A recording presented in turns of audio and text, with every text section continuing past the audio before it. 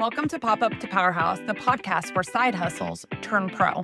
Here, we're pulling back the curtain on what it takes to build a standout, profitable brand in the event industry. From pricing with confidence to landing luxury clients, I'm sharing the wins, the setbacks, and everything in between, so you can turn your passion into a powerhouse business. When was the last time that you went to a small business's website, or maybe you landed on their social media accounts, and even though maybe their colors and their logo looked fine, but you walked away not really being able to tell what they did exactly? Like, you couldn't really go to a friend and be like, hey, I found this really cool new business. This is what they do. It's almost like going to a restaurant, eating a meal, walking out, and not being able to tell someone what type of cuisine they make. Or even worse, what dinner you even ate when you were there. And that's the trap. And today's guest has built her entire business around helping you escape it.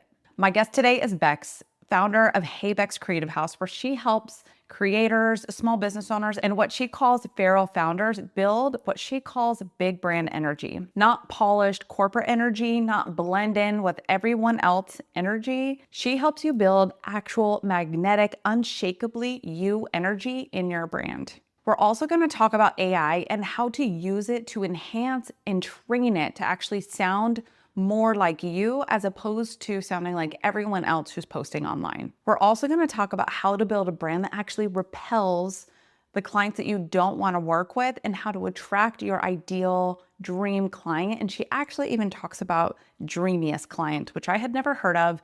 And I really love the concept behind that. So let's dive into the interview. Because I did do some research around, and I feel like a lot of this is known, but it seems like the number one pain point that small business owners raise online is feeling like their brand blends in. And that they're just copying a template. And I think too, it's like now we have so many great apps like between Canva and other things that are helping small business owners be more efficient than before. But now we're all just like copying and pasting other people's things. So you call it big brand energy. Yeah. What's the moment that you can tell someone's brand has zero energy? Oh, well, that is such a good question. You know, I think we all have a vibration, right? And I'm going to get maybe energy from something or someone that maybe somebody else doesn't. But on the point you're talking about like blending in, my experience, my observation, what I found is that business owners, when they get started, they get their LLC, their little business name, they get an Instagram, maybe a website. That really depends on their generation, but they definitely get an Instagram, and they go. And they probably make a little logo in Canva. They do their best. They like to keep it probably usually pretty simple, you know, not too complicated. But they get a few colors, and all they're thinking about is like, will everybody like it? They're showing their friends, and they're getting good feedback, and everybody's like, it's great, it's great.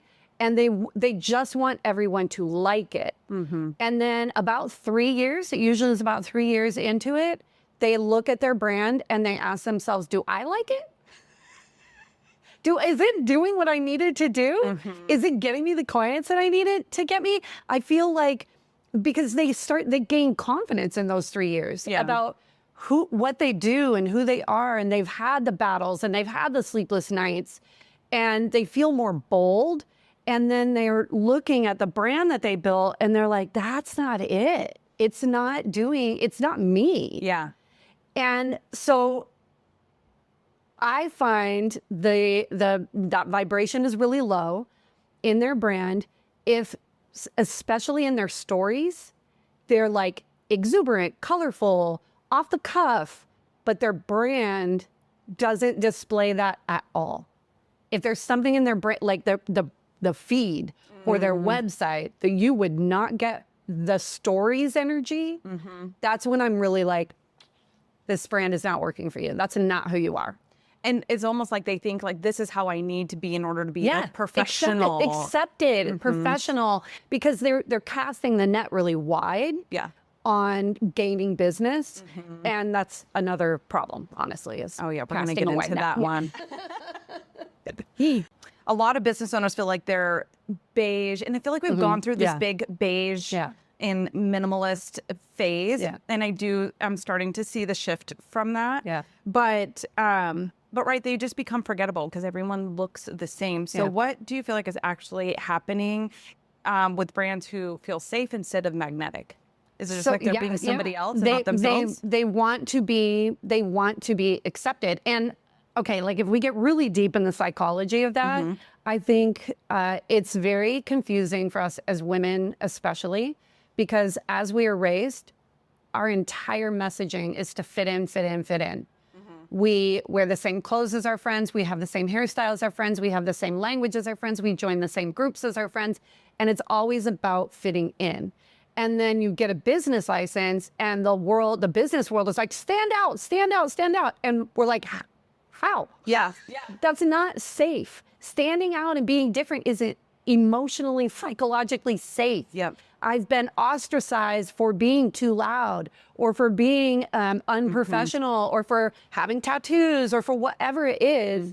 I've been told not to do that. Yep. And so even if they're saying the words, I want to be different, somewhere they have to break that block to really, truly like themselves and be who they are. Be unafraid to be different. Yeah. And you think, especially when you're starting out, I think there's a lot of decisions to be made, right? Like, what's my business name? What are my colors? What are my this? Like, how do I? So a lot of times I think people start out saying like, well, what brands do I like? Yeah.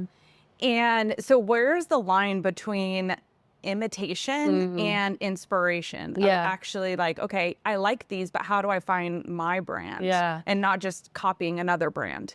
I think a really good exercise is write down like what you want your brand to be. Okay. You just a few words. And you might say words like elegant, elevated, luxury, right? Now go into Google and type luxury brands and go to the images and look. Type elevated and look at what it's showing you. It will show you the same. People think that black and white and beige are elevated and luxury, and they don't see, or maybe they don't have exposure to it, or they don't believe that something colorful can be luxury or elevated, or something, floral, organic, like playful, can't be elevated and luxury. And that's just not true. Yeah. It's just not true. Or go to, like, if you're in an industry, go into Instagram and search and put real estate brands. Yeah. Put hairdresser brands, and then look at the feed. And it's all the same. And do something different. Yeah. Yeah. Whatever you're seeing, do something different. Yep. Oh my gosh. So that is one of the biggest points. My background is balloons. And when I started out, I wanted to do luxury balloons. Yeah. And like, what does that look like? Yeah. And not kidding. And for the longest time, I've been telling people, like, you don't have to have a black and white event for it to be luxury. No. But how you do color, like there is a line in how you do coloring. Like for ours, for example, we're going through this right now. Actually, somebody wants to do an install and they want to do, it's all white. And they're like, can we sprinkle in blue? And in my mind, I'm like, I have to like visualize it first. Cause I'm like, how would you do it? Well, one, I would never just mix the colors in. Yeah. Like, how do you make balloons feel luxury? And finally I told them, I'm like, well, in order to do it, I think it can be done. But I was like, all of the 5-inch balloons have to be the blue and the rest has to be white. And then we can't do too dark blue because the contrast is going to be way too off. But it's like, but if I had taken that and been like, yeah, we could do that, and then just mixed it, it would have looked like what everyone probably is envisioning in their mind right now. Yeah. But I'm always trying to figure out how, like, this is for like a 50-year-old birthday. Yeah. So like, how do we make this feel elevated and mature and not for a kid's party? But yeah. Well, and I think, so design is a learned skill. But I think a lot of what you're talking about and a lot of what this conversation is about is taste. And taste and style are part learned skill, but part just an innate understanding of what is attractive and what is appealing. And you can learn how to get better at it, but like taste in and of itself is something that I think is really, really hard to to teach, and for some people hard to understand, unfortunately. And I think we're seeing that a lot when you hear about AI slop and like the visuals, like people when they're doing their brochures and social media stuff with. I don't ever hate on that because listen, we're all just trying to live out here. Okay? And we've been given a tool and nobody taught us to use it, but it's easy. And so we're going with it. Go with it. I'm happy about that. It'll get better. It'll get better. It'll get better. But that thing that people are reacting to when they say it's bad is taste. That's what they're reacting to. Yeah. Okay. This goes in. So a lot of founders think that luxury is neutral and minimal and end up indistinguishable. Like you can't tell the difference from one to another. And I think we've seen that across like all brands. Like you think about like Studio McGee when she came out, right? Like it was no color. It was white, beige, and everyone loved it. And I think there's still like a lot of people who still do, but you've even seen her shift and adding in more colors, more moody colors and doing color drenching. I feel like I really noticed that. I don't have any facts on this. I feel like I really noticed that when she came into Target and then was next to Magnolia, you know, and it had that product line had to stand out and be different from what Magnolia was. And even if the style was different, but the colors were the same, they won't look different. So it's been interesting because I think everyone, right, nobody wanted to paint their walls. Everyone wanted things that looked timeless. But now I think people are like, no. And I just saw this post and it was showing like what things look like in the 50s and all the colors that you had and what everything looks like now, even our cars. But now I think people are like, no, I do want to infuse that vibe and that energy that makes me, because now we're all just kind of looking the exact same. But how do you feel like if somebody does want to add color to their brand or their business, like how do you do that in a way that still can feel luxury and elevated? Well, I think that is a challenge for the DIYer for sure. And I guess I would say when I create a brand for people, I actually write the entire brand in a Google Doc, and I do a whole lot of identity work with the founder before I really start working on aesthetics and the visuals. And I don't let my founders give me like even a Pinterest board, or like they don't. Occasionally they'll tell me a color that they like, but honestly, I don't ask them. I don't ask them what fonts they like. I don't ask them what colors they like. I listen to what the brand wants. And I don't think enough people do that work.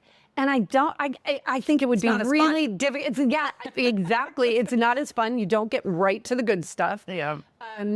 And I don't think it's that easy for a lot of DIYers to do it that way.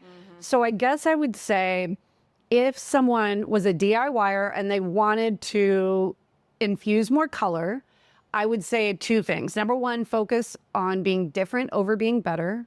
Different is better than better 100% of the time. And go into your own like closet, or like what you're naturally drawn to when it comes to artwork or anything that you live with, and then see if you can pull a color palette from that that you feel strongly about, and work with that. I love so. I was telling you before we started this that I had interviewed Matiana from Dang Fine Rentals, and what she has done really well was her brand. Like she had her business name is her slogan. We do things dang fine. That's cute. And so, but it was funny talking to her. Her exact thing was, my brand is me. Like it's easy to market because I know who I am, and I'm not trying to be something else, or I wasn't trying to fit into this event rental company. I wanted to create something totally different, which I think is why she has either A, done so well, but two, it's been easier for her to create her brand because she's like, it's me. And it's who I am as a person. So, well, and so by doing that, she figured out the best kept secret. And that is exactly opposite of like what I was describing when people are wondering, does everyone like it? I'm going into this industry, and then you start It's very researching what that industry people-pleasing. is kind of like, Yeah. and you're like, I need to fit into this industry instead of trying to stand out in the industry. Yeah. I mean, I feel the same about my brand. It's my name is in my name. Yeah. And I'm a proud maximalist. And my brand is over the top maximalism. My loft is an extension of my brand. Background. This is my house. This is where I live. Whenever I'm on a Zoom, people are like, "Oh, I love that Zoom background," and I'm like, "No, I live here. This is my house." 100% that one. It is so much easier to do when you really trust yourself and just let yourself live in your brand. Yeah. Founder brands are the ones that are sticking actually with people and that people are connecting with. They don't want a polished fake version of yourself while you're talking about being authentic. Yeah. So what do you mean when you say a founder brand versus So I work with personal brands and founder brands. And so even if you own a company, right, like a brick and mortar and you have employees, when I'm doing your brand, I'm going to build that brand based on you as a founder-led brand.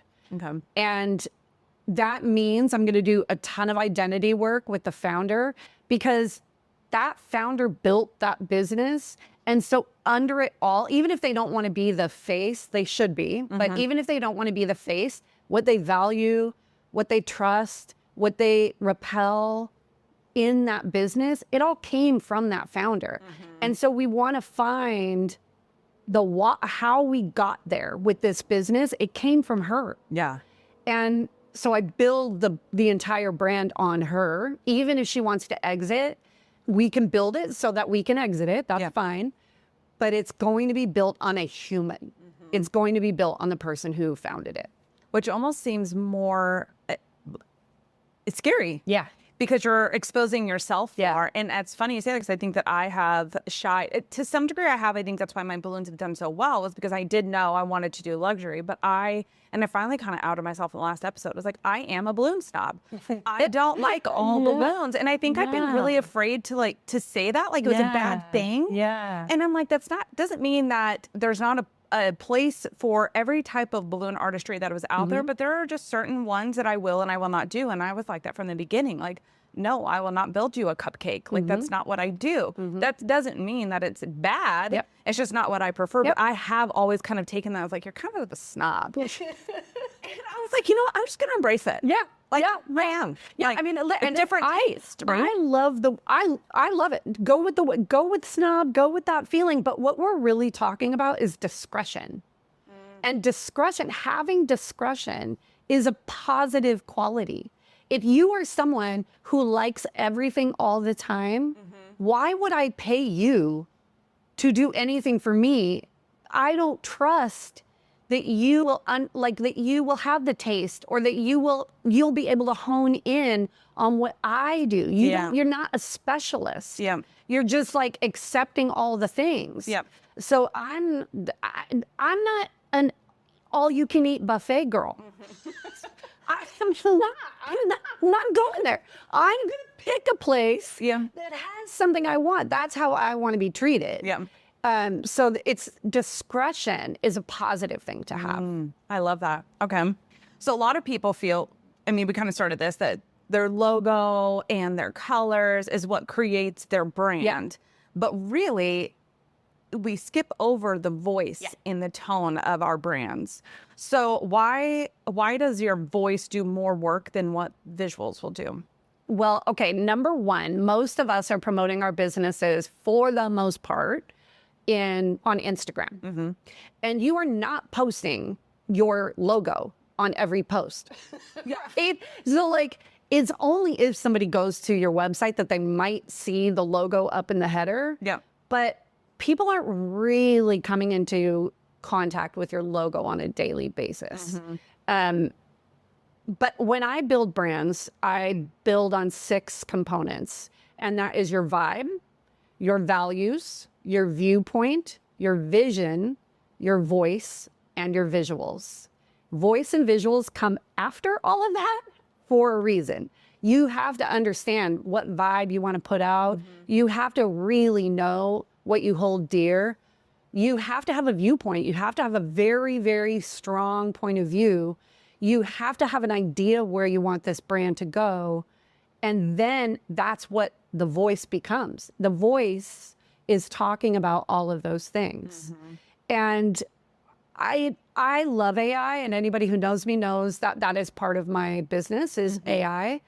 I'm a huge believer in it, but I do have concerns about brand voice when it comes to AI. Yeah. It's just so trained to put output out in a very specific way. And now when I suggest that people do, you were kind of talking about it earlier when you were talking about how you do your podcast scripting. Let AI help you, but then don't just go directly and read it. Even if you're reading it, I can still tell you are reading the exact script from AI. Put your phone up and read, but let yourself like ad lib. Yes. Let yourself like how it says it, insert the word you would say. Yes. Give it the inflection you would give. Yes. Because AI will write it where they want emphasis on a certain line or 3 words, but you never talk like that. And it's funny that you say this because the intro to this podcast, I literally laughed out loud when I verbalized when I said it. And you were like, that's not me. Who's she? Yeah. Real talk. I'm like, I'd never say that. My name is Claude. But it's funny because I think if you do, and I actually use both. Right now I'm having fun I give Chat and Claude the same prompts because I'm just super interested to see what the output is and how they're different. And I think that I've used Chat more than Claude, and I think that it really thinks it knows me really well. But so it's like, it acts like it thinks like I know what I'm talking, like that it's talking for me, but I'm like, I would never actually say it like that. And so you do have to take it. But then because it has made, like I was telling people when I first started coming out with this podcast, I'm like, without AI, I probably wouldn't be doing this because it helped streamline so much for me. But what I learned was you can't just put your prompt in there, print it off, and then you're off and running. You have to look at it. And there are even questions in here that I was just like, no, I don't like that. I don't need it. Yeah. Well, this is the thing is that. Quick pause before we jump back in. If you haven't downloaded my free guide yet, you're seriously missing out. If you're ready to stop undercharging and book those premium clients that you dream about, I made something just for you. It's my free Charge Your Worth guide. Inside, I'll walk you through the exact mindset shifts you're going to need and real strategies to move from side hustle to powerhouse brand. Download it for free at thejamietaylor.com/free guide and take the first step in building the brand and creative business that you deserve. But I've built well over 100 custom GPTs. I have been a daily user of AI since 3 months after ChatGPT was released. I am, in my world, considered kind of an expert in AI. And I have gone into, last summer specifically, I went into rabbit holes on brand voice and really trying to like break what it does. And I do pretty well, but there is no breaking it. It can know you. But it is built to speak in a very specific way that it's like uncontrolled by me. But the truth is that AI isn't the only one doing that to our brand voice. All of us are mimicking our Instagram influencers, the affect, how you come into the visual hooks, the verbal, the written hooks. All of us are mimicking in some way for some reason the second we put that phone up. The second we put that phone up, we are play acting the influencer that we want to be, or we're reading from AI. And you can only have brand voice if it is your voice. Period. It doesn't matter if the algorithms like how you talk or not. It doesn't matter. It doesn't. It has to be you. I think so. I think a lot of why, and I have found myself stuck in this too, is we're busy consuming. You're on, you see things that work for other people, right? You see and replicate, and you hear that saying too, like you don't need to reinvent the wheel. But if everybody's on the wheel, Yeah. and then we all look the same. But I think a lot of what's happening is if you can actually take inspiration, this goes back to the inspiration versus imitation, taking inspiration from that, but then actually turning your phone off and actually sitting down and writing out, like, in thinking for yourself, how can I take something but then make it mine? And so it still sounds like me, but I feel like a lot of us are either seeing people's how they're building their business, how they're living their lives, and then we think because we're seeing these highlight reels that that's what we want, instead of actually sitting down and asking ourselves, is that what I really want? Or is this what really works for me? Yeah. And I even found that with launching the podcast, and I finally was like, you know what? Like, I feel like just as long as you get going, as long as you just get reps in, but doing it what makes sense for you. Like, I'm not a structured, like, you force me to do something, I'm going to run in the opposite direction just out of pure. Yeah. Yeah.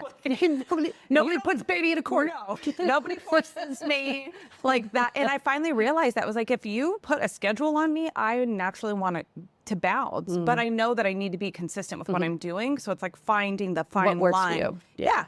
But some people might need that structure, and they might need to do that in order to like make their goals like come to fruition or bring their brand to life. But well, one of the things I think could help all of you is that I learned last summer is, you know, like when you're talking to just riffing with AI about maybe a personal problem, it sounds actually very human in how you're talking. It looks almost like a text exchange or a phone conversation. But the second you say, write me a caption, all of a sudden it goes into that formula. yes, So the reason for that is because AI has been trained to cue into certain, it has learned what a dog is by looking at millions of dogs and descriptions of dogs. It knows what, an apple is. It knows what a caption is based on what is existing.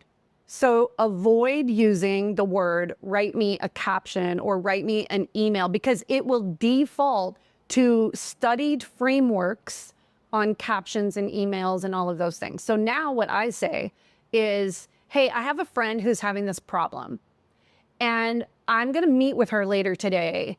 And I just want to talk through what I should say to her. Here's her problem. And then it will talk to me like a regular person. And that's actually my caption. yes. Instead of it being so Don't fake caption. presenty. You can't, it's like a sneaky word that moves the AI out of being conversational with you and into salesy. Yep. Because that is what it has studied. Yes. I love that you said it, because I've literally done. I'm like, does that sound like me? Like, that's not at all how I would speak. No. But interesting, because I'm using the word caption. You're giving it the keyword that it will just default to. Okay.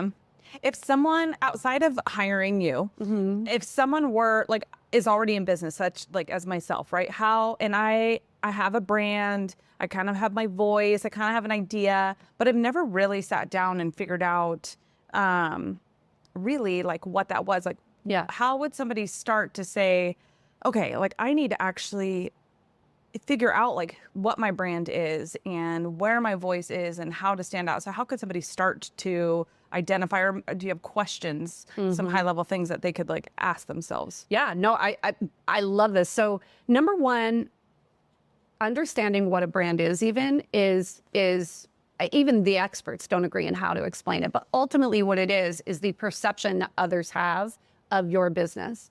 And you can choose to steer that direction, or you can just leave it willy-nilly to the wind for people to decide for themselves what your business is about and what you are about. I think the very best place to start is with the vehicle that you would use is like identifying your dream client. And in my process to get there, I do start with some very, very specific things. And one of the first things of that is called a category of one. And what that means is like, how are you uniquely gifted and positioned to help the people that you want to help? And really, it's actually much harder to do than you would think. You have to really go deep. It's not enough to say, well, we're women owned, or we're a family run business, or we're the only ones in this zip code. That doesn't mean that you're a category of one. Yeah. So I would say do some work with your AI to say, I need to really, truly understand my category of one, who I am, and help me do that. And then from there, that's going to tell you who you are and how you're uniquely gifted to help people. From there, I want you to start thinking about the problems that you solve for people. That's called value propositions. And identifying like truly what are the pain points for my client when they're making these types of decisions, and helping figure out how to listen for those and speak to those. Those two things, understanding how you are uniquely gifted to help, and understanding how they are specifically needing your help, those two things are going to give you exactly what you need to then message and build a brand strategy on. Okay, so I love this because it goes right into my next question, because I think a lot of people, right, they think it's their colors, it's their branding, it's their voice, but then especially when you're starting out, like you're just trying to make a buck. And so you're trying to talk to everybody instead of focusing on one ideal dream client. And I think that's difficult because you want to also say yes to everything that comes in. And I think that that's a natural stage when you're starting out. But eventually along the path, you have to have some goal of like who my dream client is and who I'm talking to. So you identify what their pain points are. I feel so strongly about this, so I'm so excited about your next question. Let's see where we go with this, because I have thoughts. Well, I do too, and I think that that's actually probably one of the biggest things that hold a lot of people back is really, truly a great brand not only identifies who they want, but identifies who they don't want. And that's actually really scary. It can be very scary. And I remember making the transition from doing more home events and then deciding like, no, I want to go big and I want to go corporate because I wanted to do big installs. And a lot of this just because I get bored really easily. And so I was like, I want to do big things. But when I started to transition into these higher dollar installations, I wasn't getting those $500 installs anymore, which was a little bit scary because I was so used to hustling and being super busy. And then it was like I had a little bit more time, but I was like, this is what I wanted. But it's a scary place because sometimes you want that and you want this. So I don't even know if I have a question here, to be honest with you, but how does knowing your ideal client change the actual words and vibe of your brand and not just your marketing plan? Okay, so I believe my entire philosophy is based on that different is better than better, that differentiation is how you win in business. How you lose in business is by not going deep enough on understanding your dream client. Working with the wrong people is the fastest way to burnout and failure. It is the fastest, or honestly, sometimes the slowest, most painful way. You could be in that for way too long, but you've been miserable the entire time. And you're not really connecting that it's the client that is doing it. It's that relationship that's doing it. What you're saying is, I'm not selling enough. My prices aren't where they need to be. I'm hustling too hard. But you think you're not really connecting that all of those things are happening because you didn't figure out your dream client and you weren't disciplined about it. And I write dream clients for my brands, dream audience, in 4 tiers. The first one is my ideal audience. That's the widest net. And those are people that are aligned. I understand how I'm uniquely gifted. I understand the problems that they have. They're all in that pool. But maybe all the other like emotional, nice to have stuff, it might be a little more transactional. They come in, they go out, but it's happy for everybody. Your dream client is the one that's like fully aligned. That is the only person that we ever talk to. When we're on social media, we're only talking to our dream client. That's whoever she is. I always add a dreamiest client, and that is like, maybe we never meet her, but she could connect us into like rooms we've never been in, people we've never been around, ideas that we've never thought about. She challenges us and is a big fan, right? Like she loves us, we love her. And then repel archetypes. And I usually write 6 to 8 repel archetypes. These are not bad people. Yeah. If it's a bargain hunter, let's say, is on your repel archetype, that's not bad. It's just not what I'm uniquely gifted to provide. And so on your balloon snob thing, it's not bad. Yeah. But I don't work in that arena. We just trust that someone in the universe does. Yep. Yeah. And then I just met actually one of my previous, it was funny. She does corporate, all she does is corporate balloons, but she wanted to do balloon columns and arches. Yeah. Like my arch enemy. Yeah. I'm like, Yeah. that actually Perfect. sounds horrible to me. Yeah. But she was like, Thank she's found God. a way to make money. Yeah. Right. And I'm Yeah. like, she's fitting that. Yeah. And it works for her because it's scalable. Like she doesn't require as much design, but that's the part that I enjoy the most, which Yeah. makes scaling a little bit more difficult, but I'm willing to take that challenge on Yeah. and figure that out. But I love that because it was like, you have 2 ways of building. She's building hers Yep. this way and I'm building mine that Yep. way. Yep. And she's attracting the clients who just want simple, fast, columns, like get them up. And I am attracting the people that know that like, hey, we want something that we've never seen before. Yep. Yep. And so I love that because I was like, it's just so interesting because there's no one way Yeah. to build a brand. And I think a lot of people are looking for one, like, just tell me how. Well, and I'll tell you, I'm going to say every one of my clients at some point in our brand mapping session, when we are kind of talking about these things, we talk about what it is that they want to do for the world, right? And usually my clients are amazing people. Like business owners are awesome. And they really genuinely want everyone to have this world that they know exists, right? Yeah. And so it's coming from a very, very good place that they want to help everyone. But the cliche, just because you can doesn't mean you should, could not apply in a better situation than identifying your ideal client. Yeah. Just because you can help them doesn't mean you should. We really have to trust the universe that someone is helping that group of people and that group of people so that we can focus on this group of people. Yeah. And I can tell you as a client, and I hope I really, really hope that people understand this point. Me as a client, if you are helping everyone and you are burning yourself out and I hire you, you are never going to give me the best that you have. I'm giving you my money. I want the best thing for me, but you have burned yourself out and you are wasting your time and spinning wheels and dealing with clients that you don't like and your mood isn't good. And maybe I never see that because to me, you're on. Yep. But behind the scenes, you can't be creative. You don't have any energy. You don't have any patience.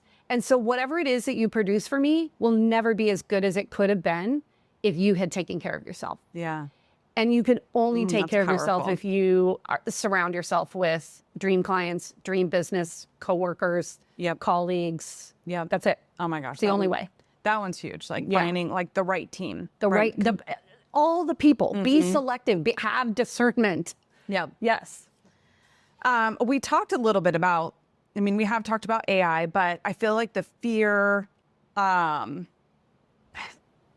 I guess we kind of touched in, you talked about like not using the word caption, but everyone is starting to kind of sound the same. Yeah. So with AI, how do we start like not just having all the same templates in Canva and like we're all posting the same thing? Like what would be your advice outside of like the captions of people maybe trying to train it to some degree to sound like them?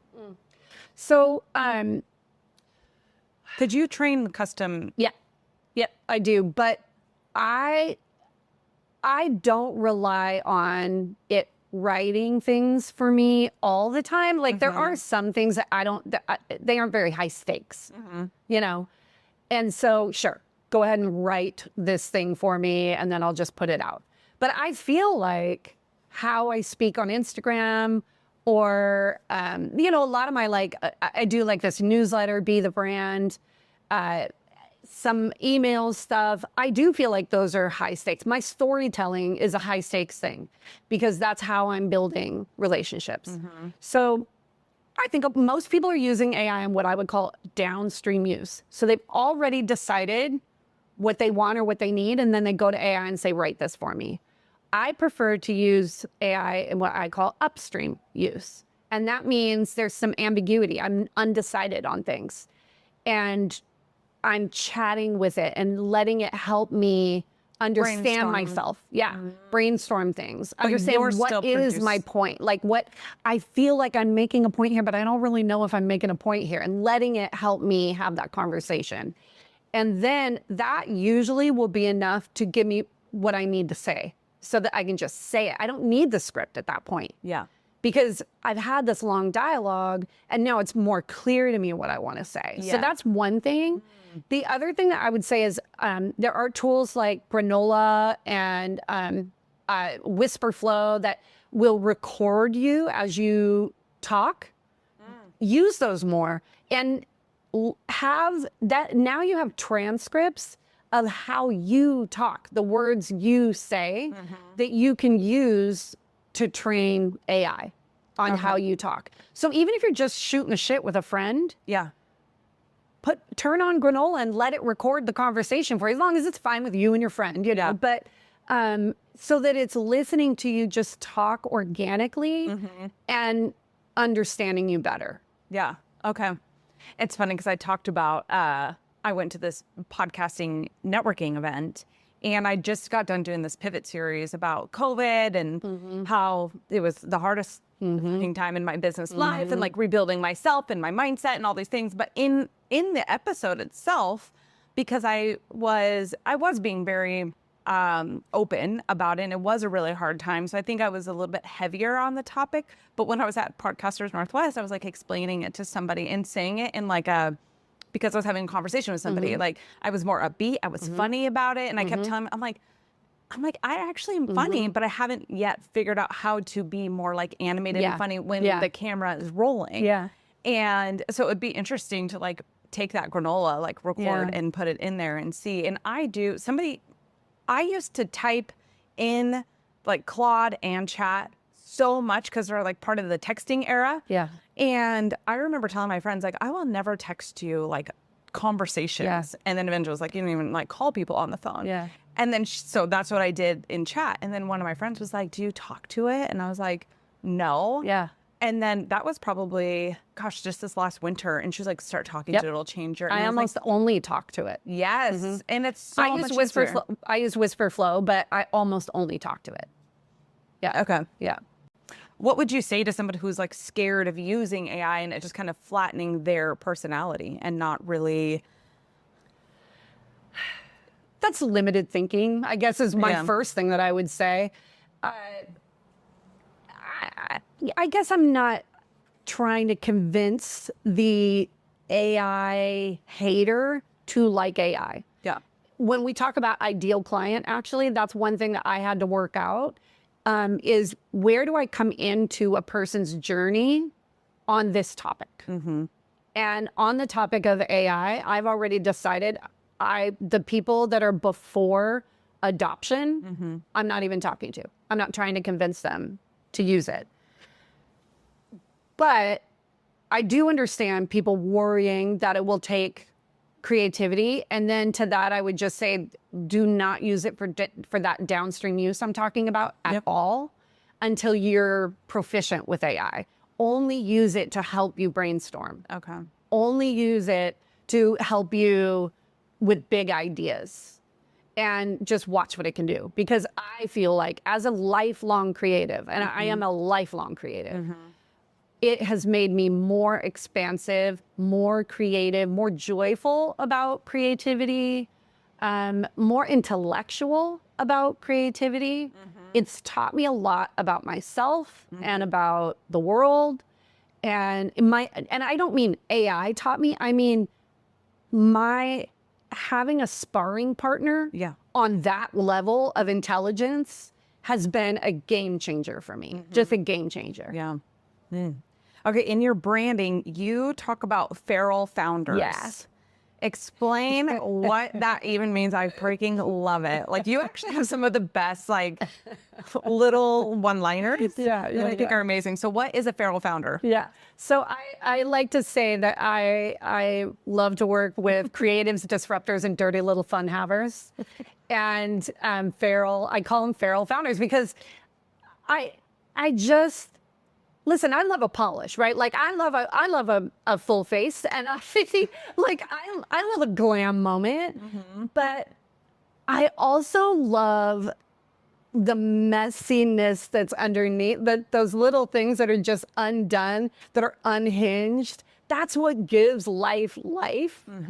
And to me, there is absolutely no opportunity for creativity once you've decided, checked every box and have everything in a row. Everything's in a row. So what how can I play with it? I can't fuck with that. Yeah. And so I want people to keep their unhinged. I want them to keep something about them that is just undecided, unpredictable, unfinished, random, weird, all those things. You have to have a good measure of that in order to be a creative person and someone that people like are even attracted to. Yeah. Because nobody, as much as we all deal with some element of I just forgot the word, of perfection. See, that's how much I hate it. Can't even remember the word. Yes, I've erased it from my brain.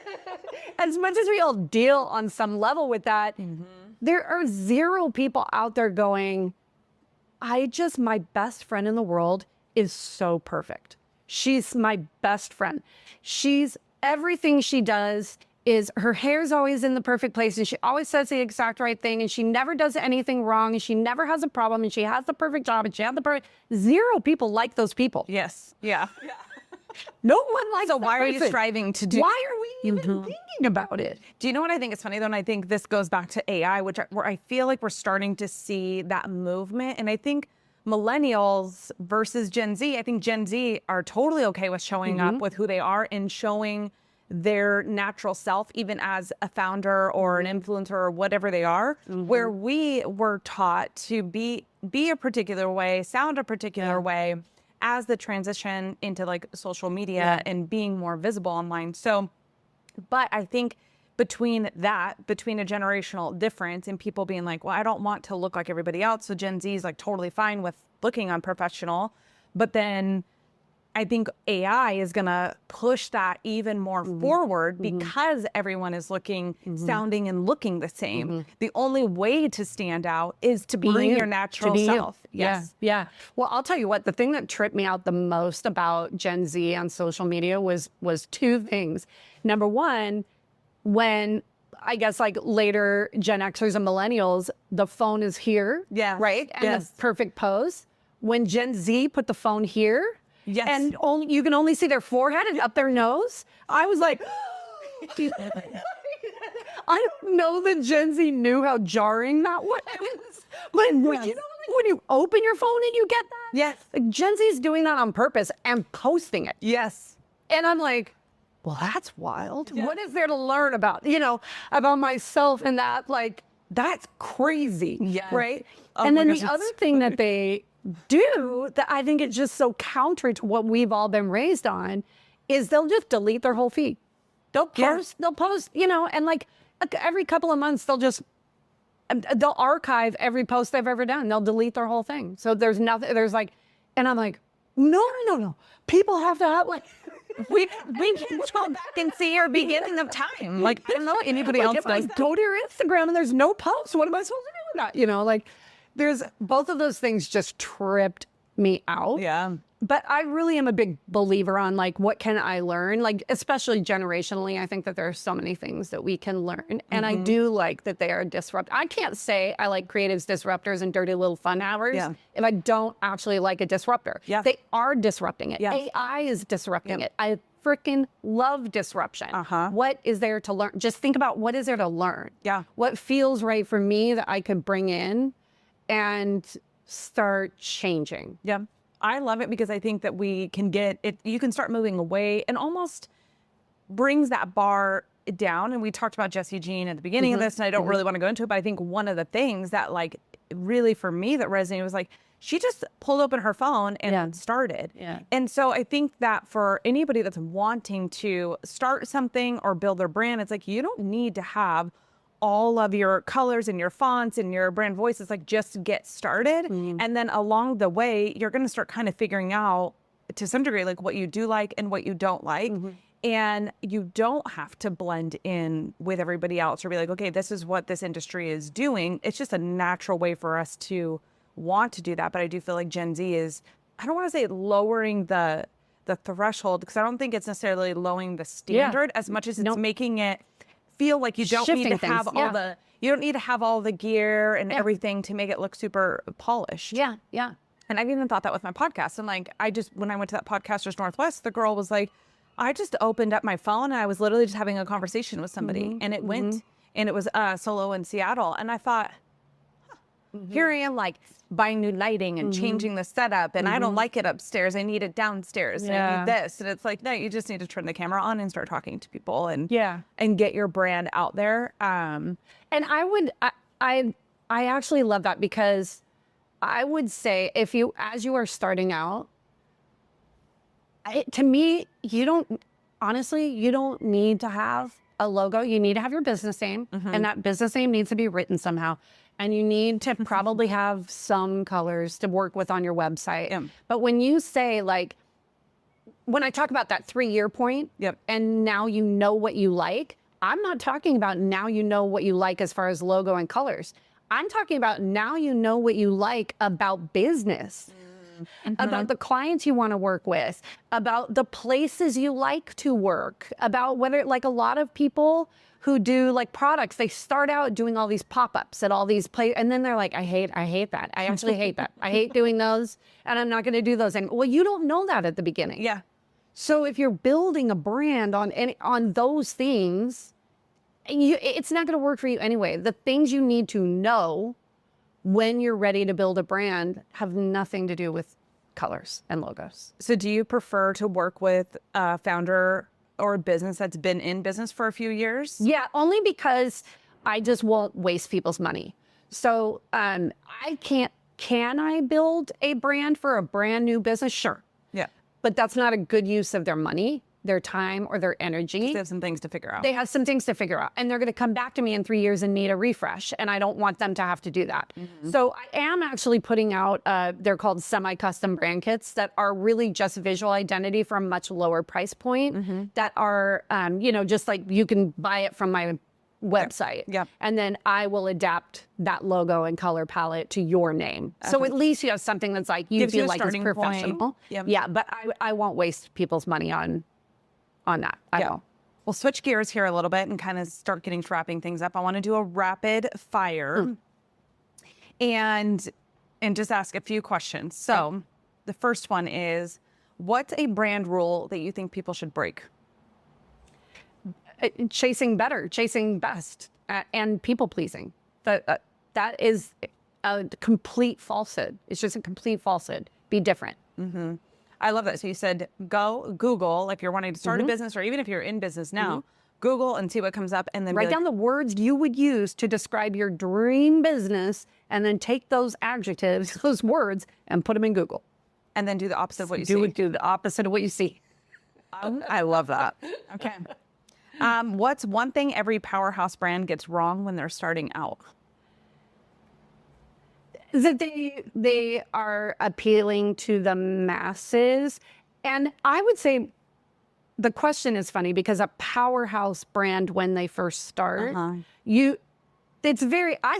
opened with a wait list. So I guess that could be considered powerhouse, right? Like when you open with a wait list. I think some of it too, though, is mindset. Like, I knew starting out, like, I wanted to do big things, right? So it's like knowing mentally, like, maybe you haven't built a powerhouse brand yet, but if you're wanting to build a powerhouse brand, what would you need to do to be that? And powerhouses don't appeal to the masses. They don't. They have discernment. Okay.